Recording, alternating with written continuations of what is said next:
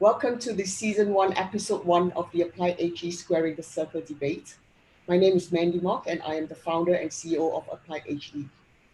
Applied HE is the new kid on the block as an international higher education service provider that specializes in evaluation, branding, and professional networking solutions.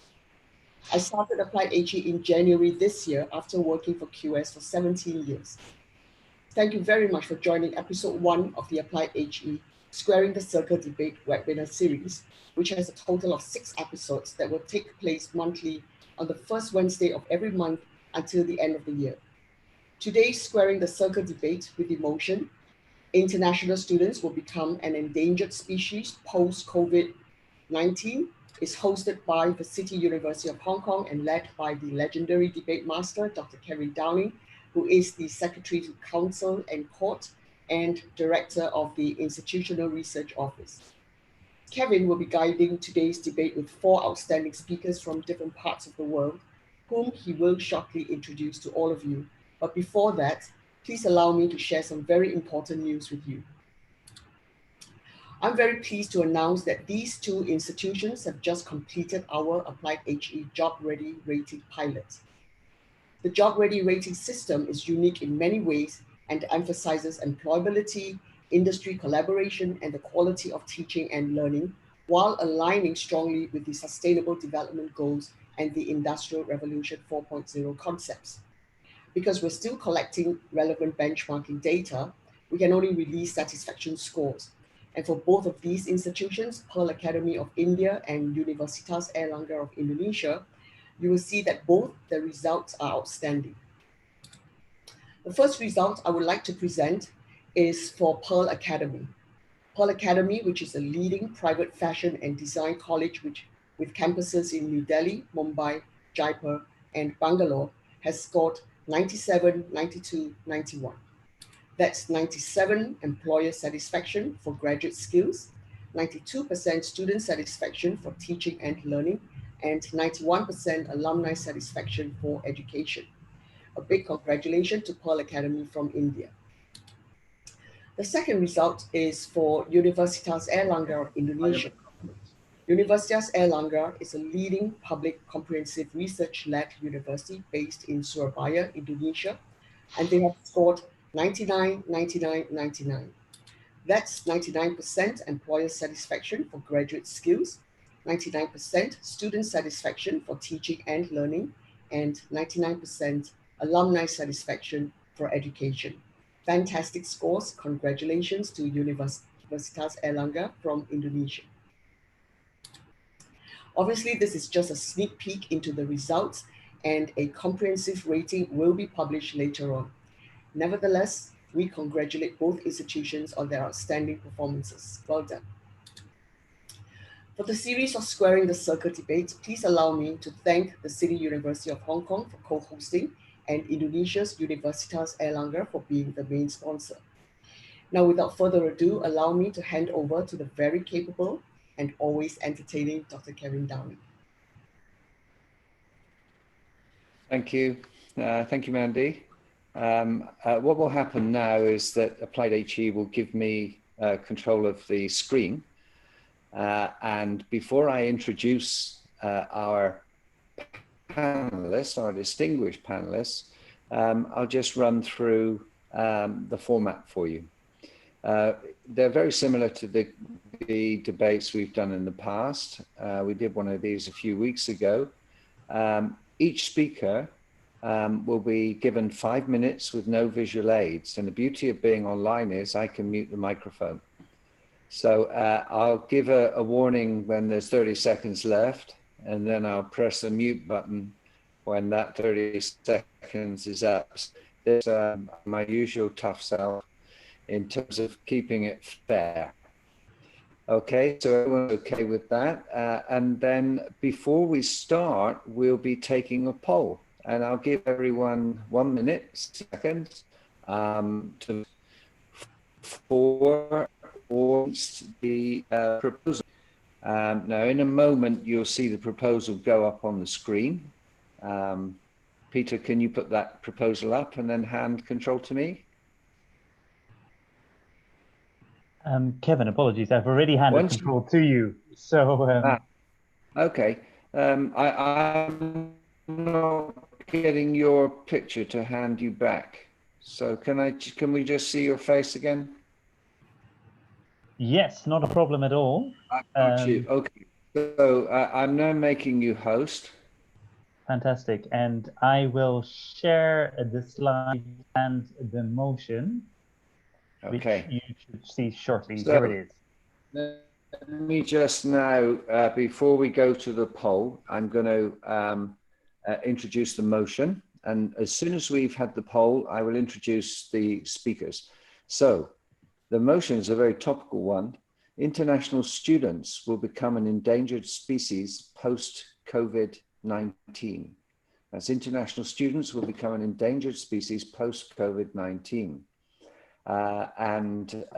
What we're going to do before we do anything else, Peter will hand control back to me, and I will run a poll on whether you agree with that motion or you disagree with that motion. So very shortly, I will launch polling. There are two buttons, one for agree, that's agreeing with the motion, and the second button says disagree if you disagree with the motion. So you have 60 seconds, 1 minute to vote now.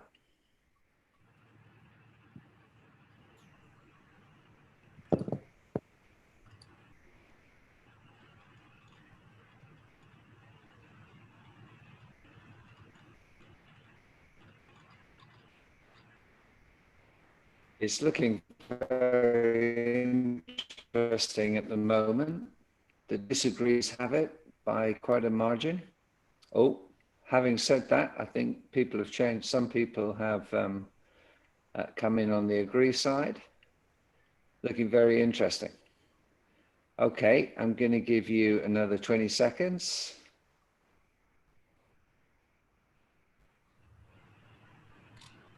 10, 5, 4, 3, 2, 1. Okay, I've now ended the polling and I'm going to share the results with everybody. You'll see there's 29% in agreement, 71% disagreeing. Okay, you should now all be viewing the poll results. So the proposers have a tough job of it. They have to convince the audience that they agree with the proposal before them. So without further ado, I'm going to take this away so you can see your screens. That's good. And now we're going to introduce the panelists. We're very lucky to have as proposer number one, the head of international student recruitment at the University of Newcastle in Australia, Mr. Hung Trong. So welcome, Hung. Very pleased to have you speaking. You can unmute now. Okay, thank you. And then the opposer is all the way from Deakin University in USA, director, North America for Deakin University, Ms. Tori Ellenberger. Welcome, Tori. Pleased to have you on board. Thank you. And then we have helping Hung as the seconder to the proposition. We have from France, director of the Executive Master's Program at École des Ponts Paris-Tech, France. Please welcome Karim Peronin. Hi, everyone. Thank you, Kevin. Was the pronunciation yeah, okay? Very well. Merci. No, okay, and last but not least, we have Professor Abdullah E. Al-Hawaj, founding president and chairman of Alia University in Bahrain. Welcome, Prof. Abdullah. Hello. We have changed from kissing to a different way of Shukran. Okay, so without further ado, I'm going to hand over to the proposer. Once the speakers have finished speaking, just remind everyone, I will then, if you put your hand up and say you want to speak, you then have, let's say, 7 sentences maximum to speak. Remember, it's not a question and answer session. So you give your opinion on the debate, say who you are, where you're from, and then make your point. And we'll see if you can persuade people to change their minds. So without further ado, 5 minutes to propose the motion. I'm going to hand over to Hung Trong. Hung. Okay, thank you, Kevin. Good evening from Australia. And I agree with this statement because of the following factors. The first one is being border closure. I know that many countries in the world have closed their borders for quite a few months. And in Australia, it's been the same, but we are not expecting our borders to be open until June or July of 2021. So that's another 12 months before we can welcome any students onshore. For Australia, international education is the third biggest exporting industry, which is worth around $32 billion a year. So that would have a huge impact on the Australian economy in this coming year. Speaking of economic downturn, IMF is projecting that the world economy will contract by about 3% this year, with advanced countries contracting around 6%. So this is it's going to be the worst recession since the Great Depression, and will take us years to recover, which leads to a question of whether parents and students can afford to study overseas post-COVID. And on the monetary side, some markets, as we know, particularly in South Asia, students some students get bank loans to finance their study overseas. In order to repay the bank loans, they get part-time employment while they're studying overseas. But with economic downturn around the world, will they be able to find part-time employment to repay their bank loans back home? And then, so it's going to be challenging for them to continue their study overseas. And on the institutional side, we see that most institutions have been delivering their program online.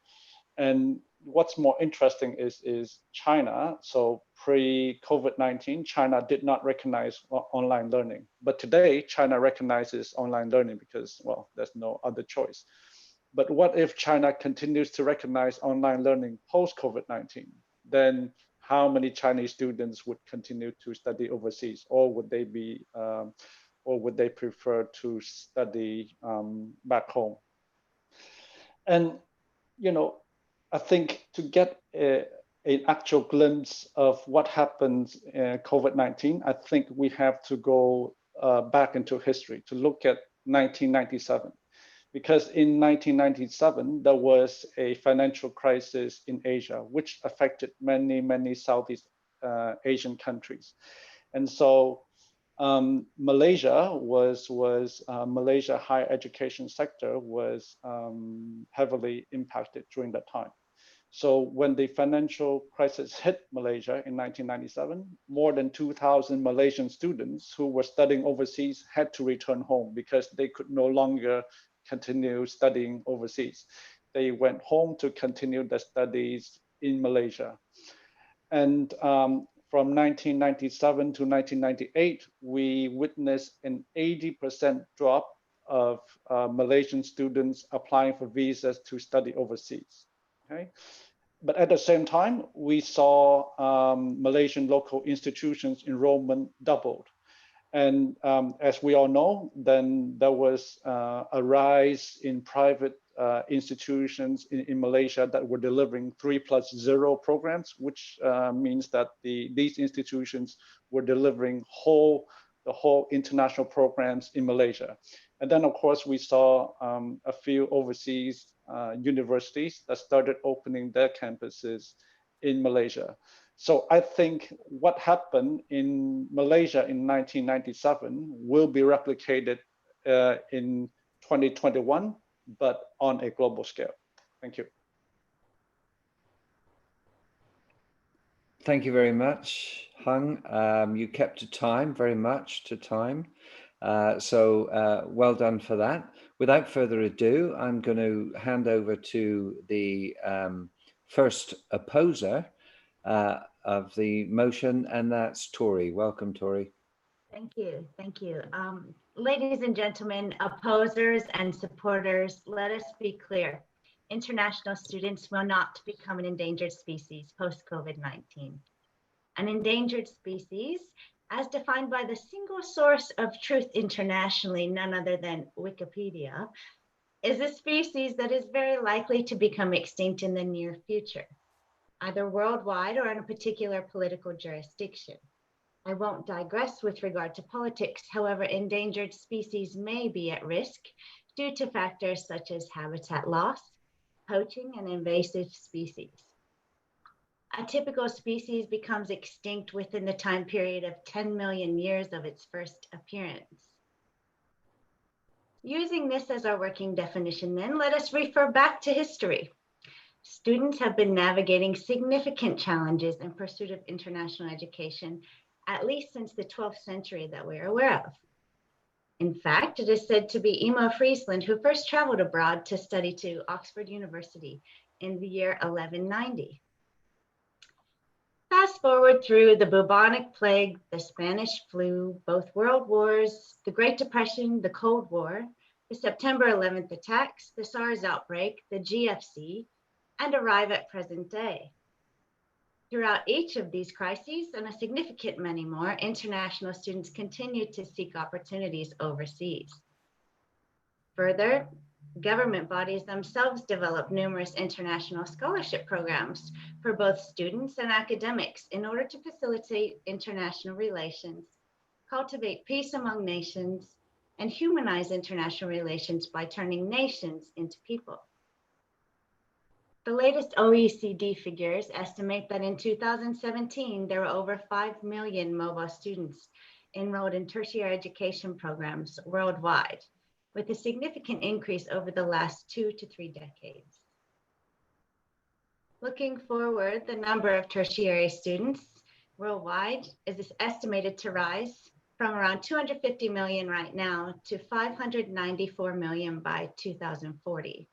Making it all but certain that international student mobility and international students will continue to increase, at least to some extent in the long term.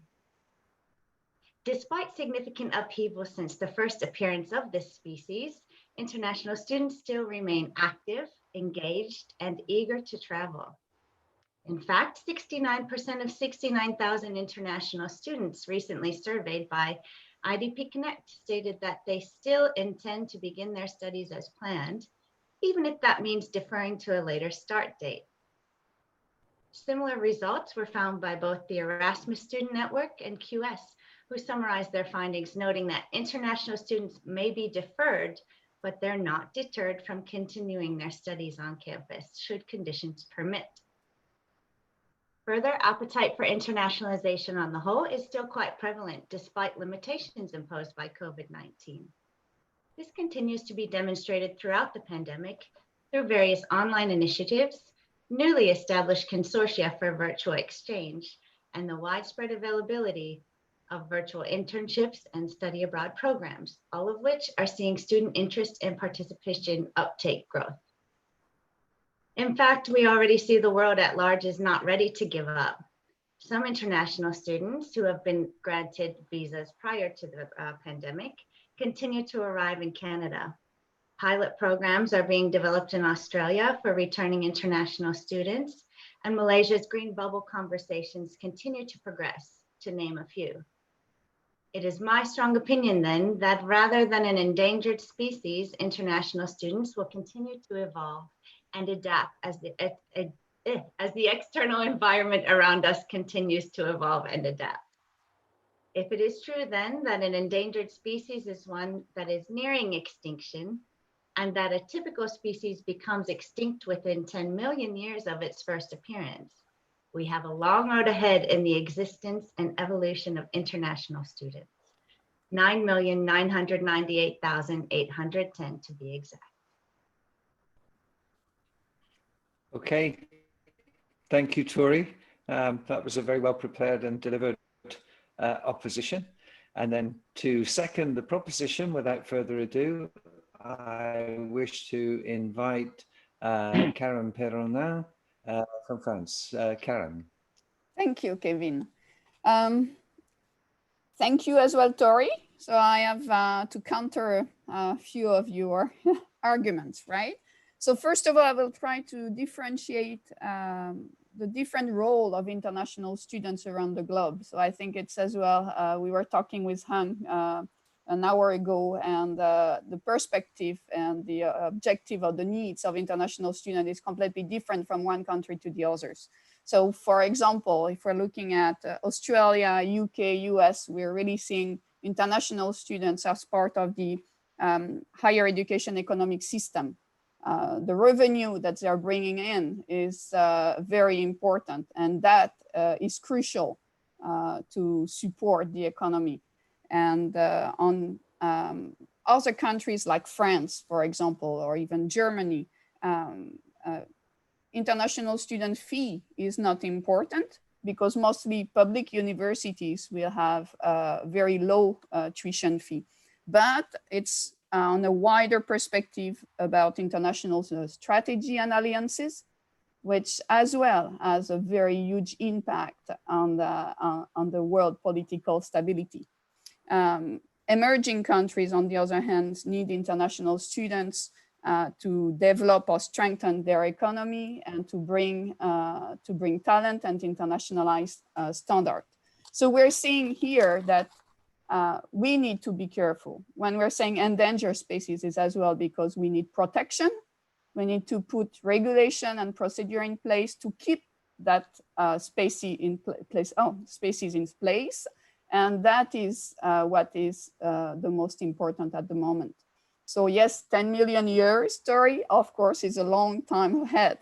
But I would say that it's now and it has already begun. So when we are looking at what happened during the lockdown, for example, in our different countries, where we have to question ourselves about, are the students willing to go again through that period, experiences the difficulty, the loneliness, the challenges of staying in a 9 square meter housing room, student room, and being alone, following online courses, and having difficulty to get revenue because they have lost their part-time job, because they have not being able to receive money from their family, because then in their country, there is as well the economic downfalls, and then the family cannot support them. And that is the big picture. That's really what we have to understand here.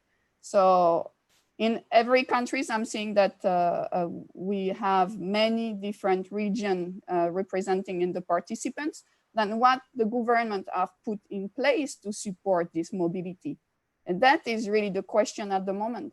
It's not only about the borders restriction, but it's about, are we going to be able to support those students, the ones that are still here in our country studying, and that's still having issues on finding internship, on finding part-time job, on being as well, on fighting about should they come back home with their family because the family need them, should they stay in the country because they need to have their degree. And that is really the crucial point. And so if I'm looking at the population, you were saying, Terry, and that's true, 5.1 million international student mobility seeking degree students around the world at the moment, which somehow it represents a bit less than 2.3% of the total students population around the world, which is very small. And that's where we can put the endangered part here, right? Because then if they're going down, then they're becoming very endangered species. Not only because, of course, they can keep growing or trying, but if they're not able, if they don't have there is a difference between the willingness, the intention to come or to continue your studies abroad, and the capacity to do it. And I think here we can say that they are an endangered species, because we are not, even if protection on procedure, regulation, support from government is ongoing, we're still not sure that we're going to be able to support or keep going on that. Thank you. Thank you very much, Karen. Tori and Karen, they're both doing their best to make us cry because of loneliness and numbers. I'm not sure whether it's the loneliness of the numbers that would make me cry, but thank you very much. That's true stories, right? Yeah. Oh, yeah. True. I'm not trying to belittle it. I'm just quite emotional when you're going through the number of people that actually do have a threat to their job, and the number of people that have suffered tremendously as a result of lockdown and the fallout. Okay, guys, last but not least, before opening this debate up to every participant, I'm going to hand over to the absolutely indomitable and never lonely Professor Abdullah Al-Hawaj from Bahrain. Abdullah. Thank you. Thank you very much. And thank you, Kevin. Thank you, Tori. Of course, I should thank Mandy and every one of you. Maybe I shouldn't really thank Hung and Karen, but I will tell them I'm listening to their proposition. I think, they are confused. They are mixing between the definition of international students. They are thinking of the materialistic side, and they're forgetting the soul, really. I think it's the opposite. I think international students will increase rather than become an endangered species. The reason why, when you are thinking of international students, you have a lot of challenges, like the cost of travel, the cost of visa. Do we have visa or not? You have many things, and that's why I did in one of the conferences talk about the theory called push-pull theory, where to have international students, we need somebody from one country to push them and another from the other country to pull them, or from a university to a university. And the difficulties used to be is the legislations between two different countries and visas. There are some countries would not give visas to certain people. Now, with COVID-19 or post-COVID-19, many governments were forced to legislate and make this legislation that online teaching is approved, accredited. So this means I can have as many students internationally, because online means they don't need a visa, they don't need cost of travel, but they will live with us online. And with the technology and the great really internet powers and all that, classes become very, very interactive. I could really invite international students through a journey to my university and to my country now via the whether it's Teams, Zooms, all the methods or this. So I feel it's the opposite. If it is 2.3% international students overall, I think it's going to be more. And there was a very recent surveying has been done, which proves that in certain topics, and especially the topics which really do not have too much practical sides, the international student will increase certainly, because let's take an example, a university like mine, a university in Bahrain. I am a very small university, but I love to have international students. And sometimes I need a certain professor who teach. The rules and regulation will necessitate that professor should come to Bahrain. Now the legislation is allowed that I have the best professor from Singapore or from Australia or from the US or from Europe to deliver the lectures to them. So that's a great advantage.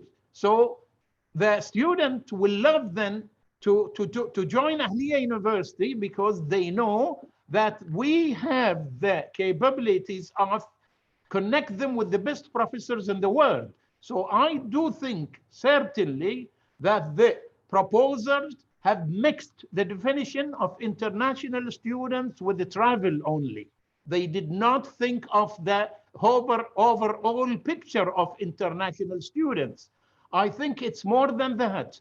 It's the benchmarking of courses, topics, to have different professors from different nationalities, from different kind of people. That's what international students are looking for. And I will make sure that any single international student who comes from a country who's not speaking Arabic will have a class in Arabic. So he will be adding to what he has in studies another language. And I would request my student who will study in China to come back with the Chinese language. And that can be done now easily through the online teaching. So we should really look at the definition of international students. We've been for the last 200 or 300 years having challenges in higher education, but no challenge is as big as the challenge which we have now. So it's a time to change the way of delivering. It's become now very, very important to wake up. We were asleep and we were thinking international students only when he come to the airport and stamp his passport. No, Ahliya University is open for everybody. And I think there's many of my students would like to come to Paris, the beautiful place. So Karen, please make sure you accept them. Thank you very much. I hope that you vote for the opposer to this motion. Otherwise, we could have a problem with legislators. Thank you very much. Thanks, Prof. Abdullah, for that impassioned plea. I was hovering close to the mute button. I think that's probably the first debate that we've ever had where I haven't muted you in some sort of way. So thank you very much. That made it a whole heap of fun. Now I'm going to hand this over to the audience. All you need to do, guys, is, and this is your debate, is put your hand up. Peter told you how to do that earlier on. Even I can do it. And I'm not a digital native by any means. You put your hand up and then I'll make you visible and audible to everyone else by basically making you a panelist. And so you'll be visible and audible, so make sure you're fully clothed and decent. And the first person that I'm going to, please say your name once I open this up and where you're from. And then make your point within 7 sentences, if you could, please, so I can get as many people to speak as possible. Prof. Judith Lamy, I've now promoted you, Judith, to a panelist. And so your picture should appear if you are on video. Judith, can you hear me? Yes, I can hear you now. Can you hear me? Yes, we can hear you, but not see you. No, my camera doesn't work on my archaic machine. Okay. So, but no I am worries. Looking particularly gorgeous today. So I'm just putting that out there, just in case you're worried about it. I'm really, really pleased about that. Thank you very much. Thank you very much. I've got, yeah, so I will now. I've used up a bit, haven't I now? No, it's okay. I'll give you that for free. Okay, it's a question really, but firstly though, thank you for that. That was absolutely superb and really passionate from both sides. But my question really is a loaded one, and it's probably got something to do with being married to a geologist. But becoming an endangered species, it implies extinction, as we've already heard, in the not too far distant future, really, unless circumstances drastically change. So if students do not come this year, that is tragic, but circumstances will drastically change next year. And, you know, people will still have the finances and we'll have a massive surge. So far from being endangered, they will increase in numbers, surely. Thank you, Judith. That's a very interesting point, and a point which some of us probably share. Having gone through SARS in Hong Kong back in 2003, we saw a very short-term drop and then a big rise again. People keep talking about new normal. I'm not so sure there is any such thing as new normal. It's just normal evolving as always. Anyway, thank you very much for that comment. Very helpful. Dr. Ahmed now from Saudi Arabia. I'm going to promote you, Dr. Ahmed, to panelist, and we may be able to see you if you have your camera on, but we'll certainly hear you from now. Dr. Ahmed?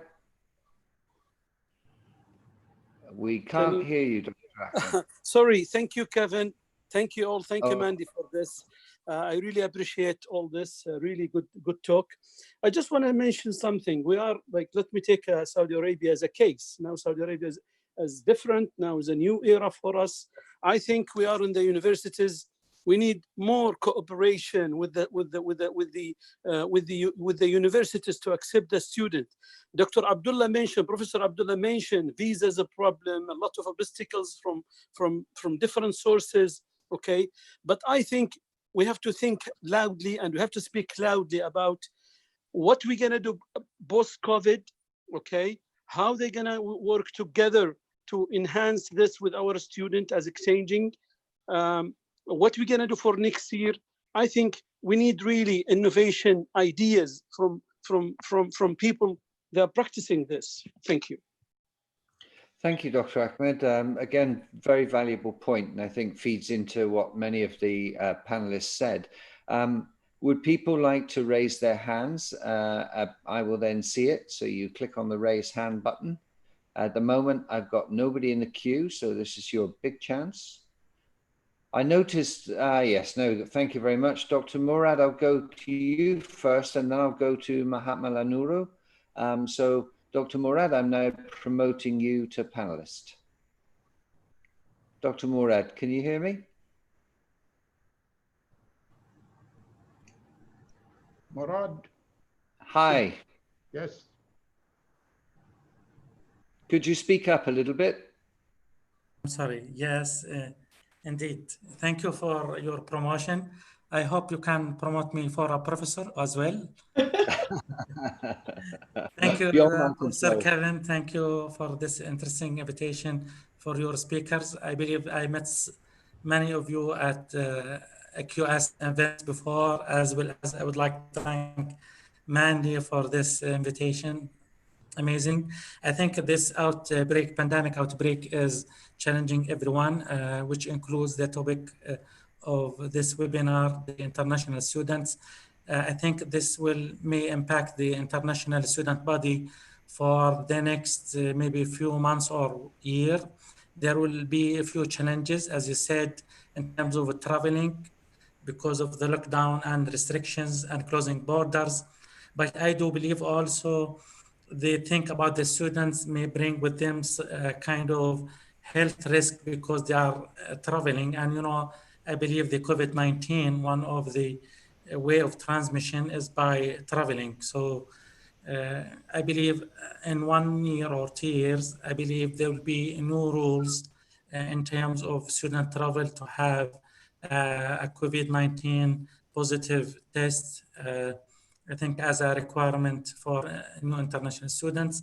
But as you said already, there will be a new or hybrid or a combination of international students. They may, for example, study online for 1 or 2 years at home, and maybe they come for the 3rd year or 4th year for the senior, maybe year for graduation, for practicum, for doing research or project discussions, thesis, defense. If they have to do practicum like medicine or engineering programs, they have to do on-the-job training or hands-on or labs or workshops. So they may apply for some programs like humanities, or maybe some programs that may not require to be some practical fields, I believe. So what I think that maybe this will influence us for the next or 2 years, but I believe in the next few years, they will see a more flexibility or mobility for international students, but I believe with the new hybrid or combination of educational system. Thank you. Thank you, Dr. Murad. Just before we go to Mahatma and then to Gaurishankar Srinivasan, if you go to Q&A and chat, you can find there's a few questions and a few ideas on there. I can multitask, but I can't quite go through all of those on my own. So please feel free as participants to engage in a written debate there as well. I'm now going to go, as promised, thank you, Dr. Murad, for that very important comment. I'm now going to go to Mahatma, and Mahatma Lanuru, I'm now promoting you to panelist. Can you hear me?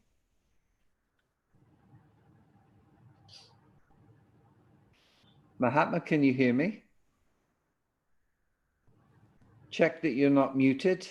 Yeah. Yes, Edu, yes, I can hear you now. Good. Please go ahead. Okay, thank you, Dr. Kevin, for the opportunity. Thank you for Mandy for the invitation. I think it's very interesting webinar this evening, yeah. And thank you for the speaker. I'm Mahatma from Hasanuddin University located in Makassar, South Sulawesi, Indonesia. So our university is, I think it's the biggest university in the eastern part of Indonesia. But unfortunately, during this COVID-19, we had a lot of problem with the international student because the number is decreasing significantly.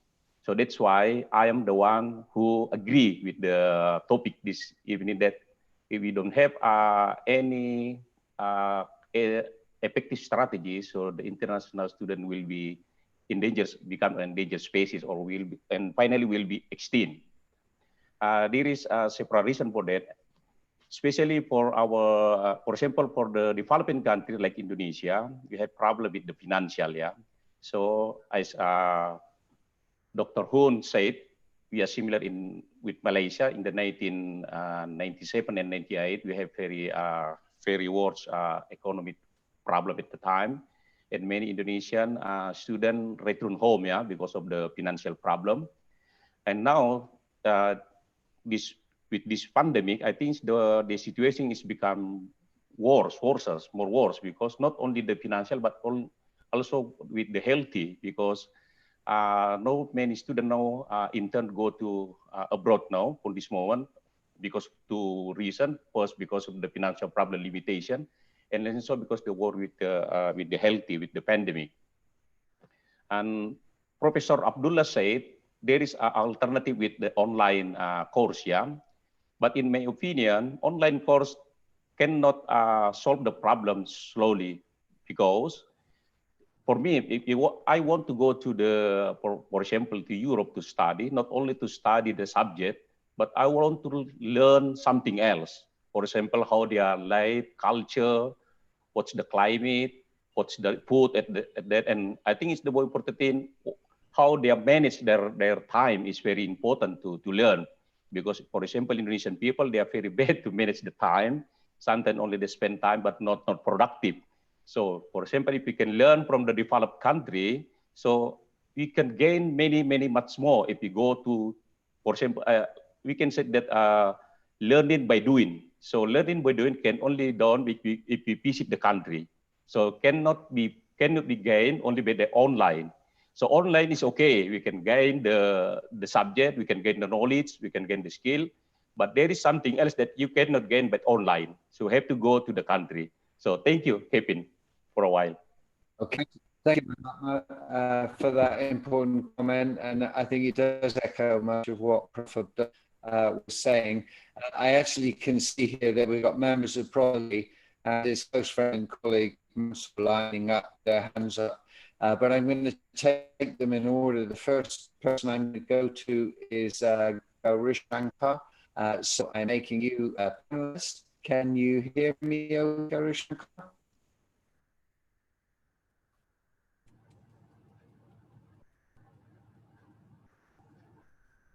Can you hear me? Just check that you're not muted. Can you hear me? I've made you. Okay, I'm going to move. No response from Gaurashankar. Maybe Gaurashankar, you can send something on the chat and I will check and try and give you a chance later. Are you hearing I'm now me? going to go. It's in. Yes, no. Yes, I am Gauri Shankar from Ahliya University, Bahrain. Are you hearing me? Yes. Yes. My opinion is migratory students are not endangered. They are going to be the asset of the future. The reason being, by nature, human beings want mobility. They want to go from one road to another, one district to another, one state to another, one country to another, from one planet to another. You cannot stop people from migrating, be it COVID, be it Black Plague, be it anything. Especially students who have tasted the beauty of studying in foreign universities. It is a fundamental nature of students to go everywhere they want. Online learning binds you within four walls. We don't want that. I go to university, I see people. We are social animals. I learn a lot in the university. My children have learned a lot in the university. Online is only a support. COVID is temporary. COVID will be killed by COVID, according to Oxford University.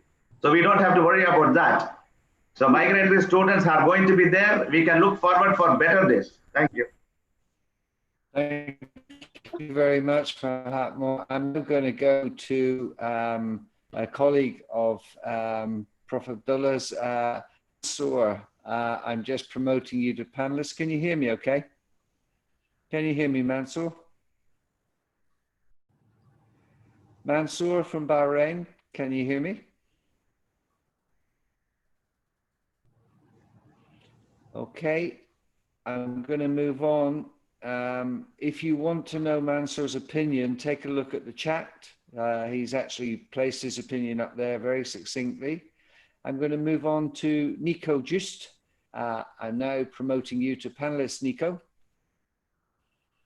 Can you hear me, Nico?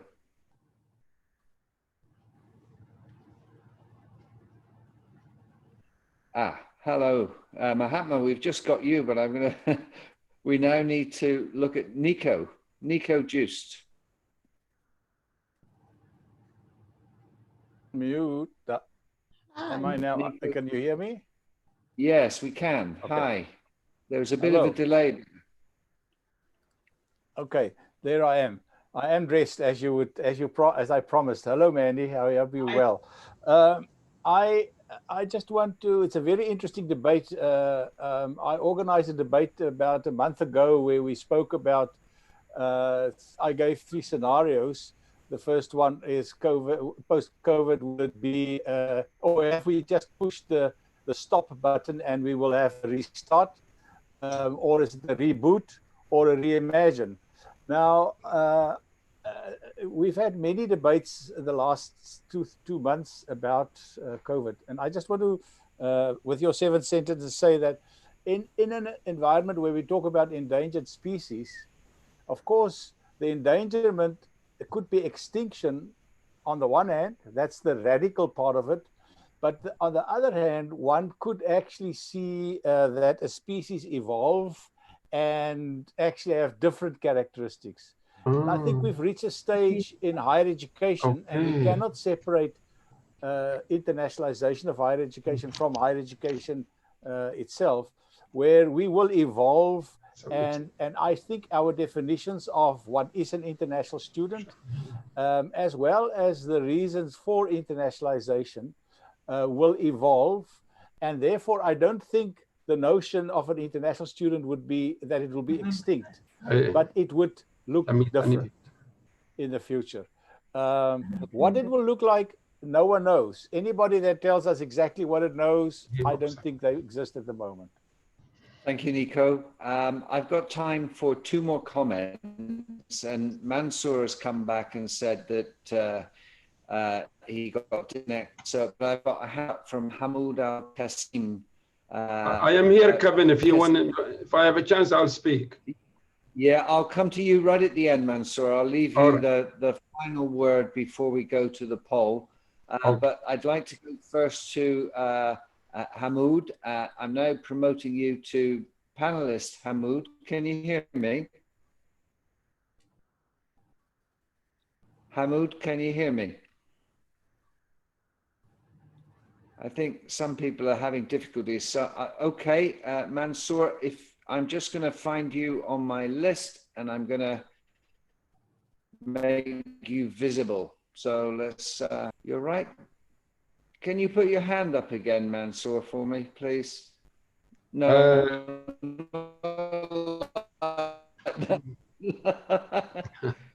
Please. Can you hear me, Kevin? Hang on. I wanna try and see you as well, Mansour. Just stay with me. Okay, wait a sec.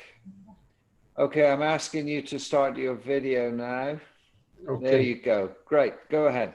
You get the final word. Very interesting. Sentences. Do you want me to comment or ask a question? What time do I have, Kevin? I want you to comment in 7 sentences. Okay. I think this is really a very interesting debate. I feel sorry for Tori and Wang for having to oppose this this really obvious situation. You know, the pros of internationalization and the benefit. I think there will be a shift in the human thinking. I totally disagree with Gowri. We can socialize for leisure, but I want to study in my own time. I want, as a student, I want to choose my university. I want to choose my lecturer. I want to choose my course. And I think places like Bahrain are very attractive and small and beautiful islands. People, you know, come visit them for tourism, but at the same time, they can enjoy the teaching. They a bit like a supermarket, you know, you choose the products you want. I think the freedom, I totally disagree with the concept of we are cornered between walls. I think the opportunities that this online teaching will be exactly the same as the opportunities electricity created for humanity, the same opportunities as the computer systems created for humanity. This is an opportunity. This is a treasure that I think, sorry, Tori, sorry, Wang, you know, it's you know, it's a losing battle.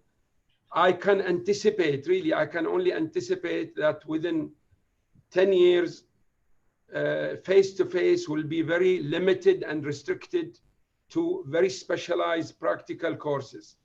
That's Thank you, all. Mansour. Thank you. You've demonstrated that your discipline's not mathematics anyway, because that's computer science. Computer science. But yeah. Mansour Anyway. must say to Tori, just confused with the name. The passion is good, and I can see you're working as a team again as usual.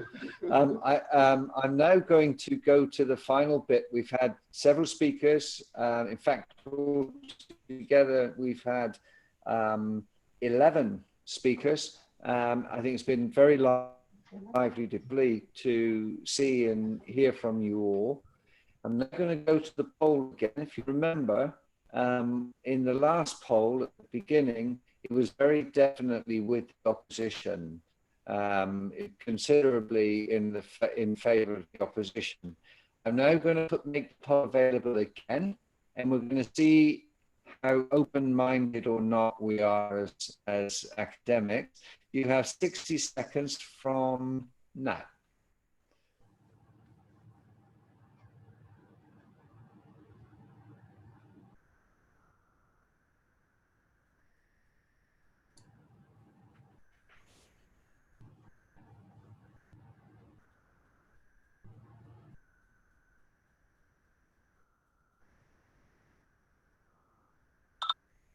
Wow, that's very interesting.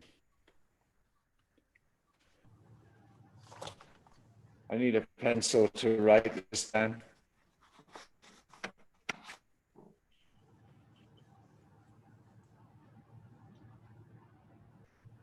Okay, 10 seconds.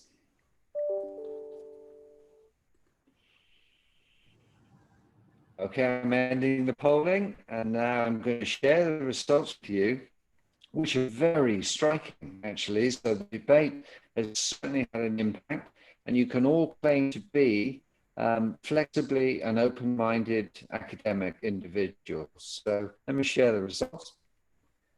Oh. So we've gone from 29% agreeing and 71% disagreeing before the debate to 12% agreeing and 88% disagreeing.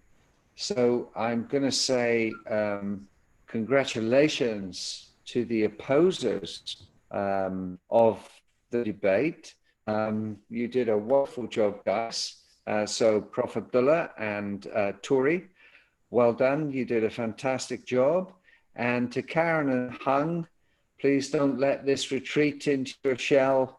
Don't retreat into your shell as a result. I'm sure there'll be a chance to acquit yourselves again at future debates. So with no further ado, I'd like to say thank you very much for to all of you for coming to the next debate. I'm going to hand control back to Peter, if he'll just show me his video, because it's easier than scrolling through all the names. Hello. Thank you. I'm going to hand control back to Peter. I'm afraid I won't be able to stay for the social bit afterwards today because I have an appointment. But thank you very much for joining us. I've really enjoyed it. Stay safe, stay healthy, and Peter is now the host. Okay, thank you very much, Kevin. And we now go to Mandy for the closing comments. Okay, I'll share my screen now.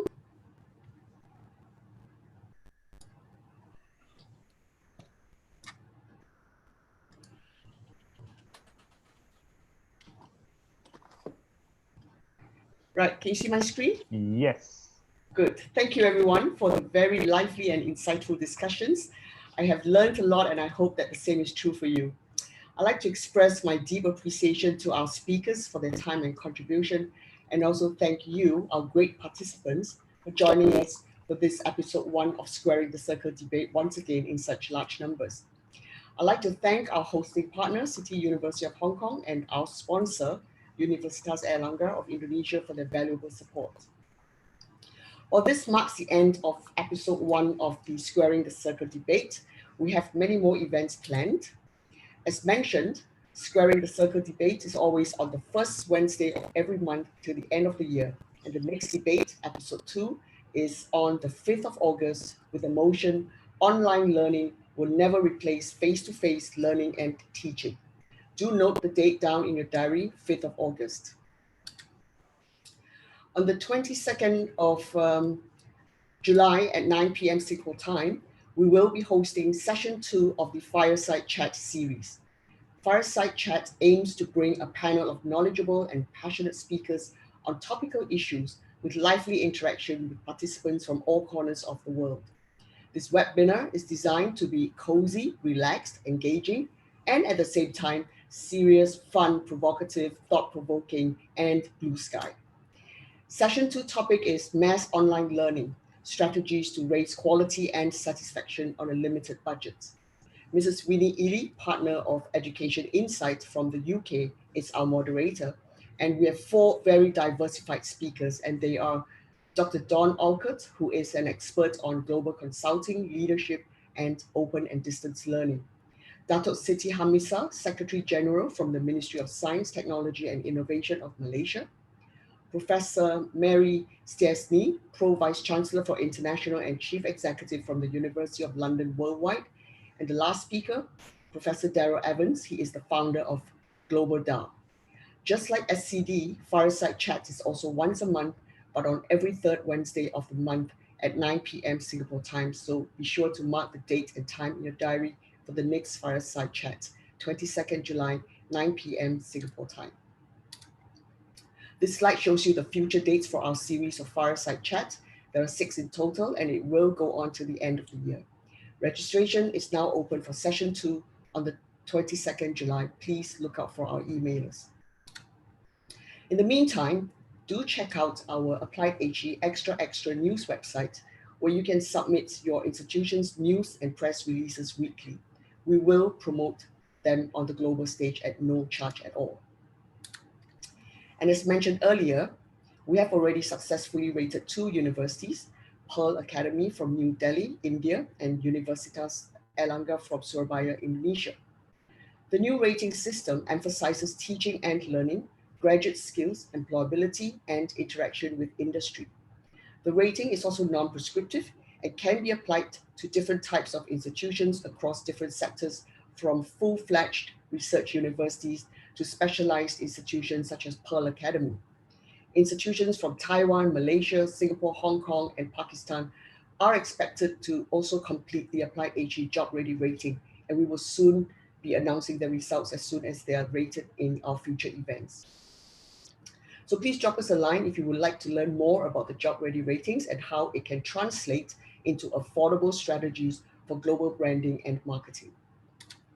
And finally, we invite you to submit information about your institution's online degree programs, as we plan to soon launch Applied HE Online Ready, an authoritative information portal about high-quality online degrees around the world.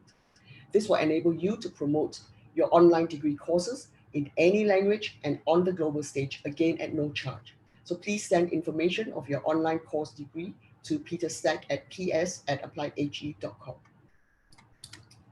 And last but not least, as you know, we are the new kid on the block, and we're very grateful for all the support that we can get, which is why I'd like to take this opportunity to acknowledge once again all our very supportive webinar partners: City University of Hong Kong, Universitas Airlangga of Indonesia, and Universitas Hasanuddin of Indonesia as well. A big thank you for the valuable support given to Applied HE. All right, thanks very much, everyone. However, the evening is not over yet, so please do not leave the chat room. We want you to experience a networking atmosphere that is as creative and as close as we can get to a physical networking environment. We're going to open the room now so that we can all take a Wi-Fi together. You can also chat with one another with the chat function and pretend you're in the room. Just use your imagination. Please be sure to turn on your cameras. We'll play some music, relax, and the room is all yours. Of course, you're free to leave whenever you want, but we hope you will stay to meet all your friends. Have fun. Okay, now I will hand you over to Peter, who will organize the Wi-Fi. Over to you, Peter. All right, Mandy, thank you very much. Let me first provide you with some music. That should come in now. And then I'm going to try and upgrade everybody. So here we go. Let's see if this works. Thank you very much again for joining us this evening. We really enjoyed your company. It went really well, actually, the whole interaction. So we were a bit worried about that in the beginning, but it seems to be going okay. So yes, please don't be shy. I will slowly start to promote whoever I can click on. Please join us with video. You can wave, say hi, smile, make funny faces, whatever you'd like to do. Of course, keep in mind it is being streamed on YouTube, so you do be sensible in that sense. All right, go ahead, switch on your microphones, introduce yourself. My name's Peter, I do tech support. Oh yes, go ahead, Diane. Yes, I am. Hi everyone, hi Mandy, how are you? Good to see you. Yes, it's good to see you. So hello everyone, my name is Diane Ekwati and I'm the head of Airlangga Global Engagement from Universitas Airlangga. It's very nice to join these sessions, and it's been a very interesting debate. And it's good to know that everyone here is enjoying the session as well. Thank you. Halo Bu. Halo Bu Karen. Apa kabar? Baik Ibu. Baik ya.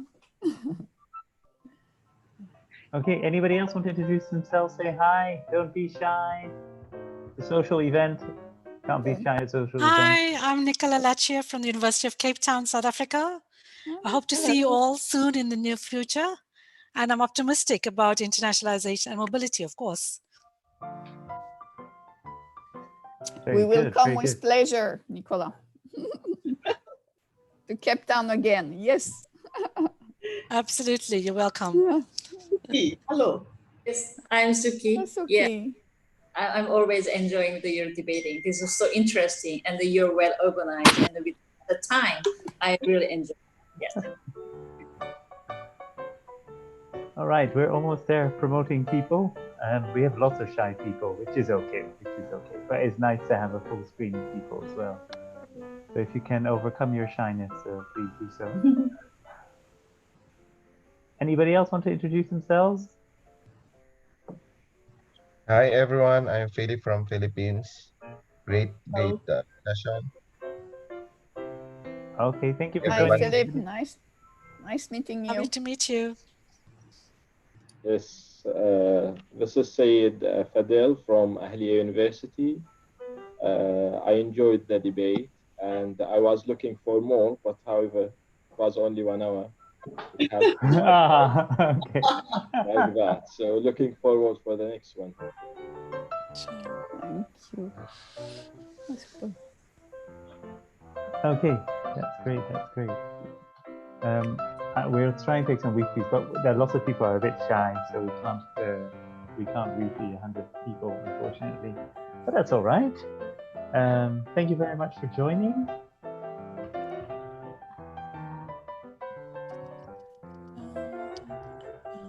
And of course, we hope to see you again soon for the next event. All right. Just 2 weeks' time. Which is in 2 weeks' time. Yes, so we have the fireside chat coming up. Yes. Very good. Yeah, so who in this group is the latest in where you are? I think it's us, no? It's like 10 p.m. here. And I think the earliest competition is won by Tori. It's still quite early where she is, I assume. All right. 10 in the morning. 10 in the morning. 10 in the morning. The exact 12-hour time difference. Yeah. That thing was Australia, with like it's almost midnight, no? Where's Hung? He's gone off to Hung, bed. yeah, maybe he went to bed, maybe, right? He fell asleep, yeah. Yeah. Which can happen. It's 4 o'clock in South Africa. 4 o'clock. Okay, that's a very Yes. good time for a debate. Yeah, it is. Okay, I think we'll just leave it here. Thank you very much for staying behind for our mini social. We really look forward to seeing you next time, and I'll hereby press the end button. And you can relive everything, of course, on YouTube, blow by blow, a little bit later on, because the recording will be there. Thank you so much for participating, and see you next time. Thank you. Bye. Bye, everyone. Thank you, Mandy and Peter. Thank you. Bye. It was great to see you all. Bye. Bye, everyone.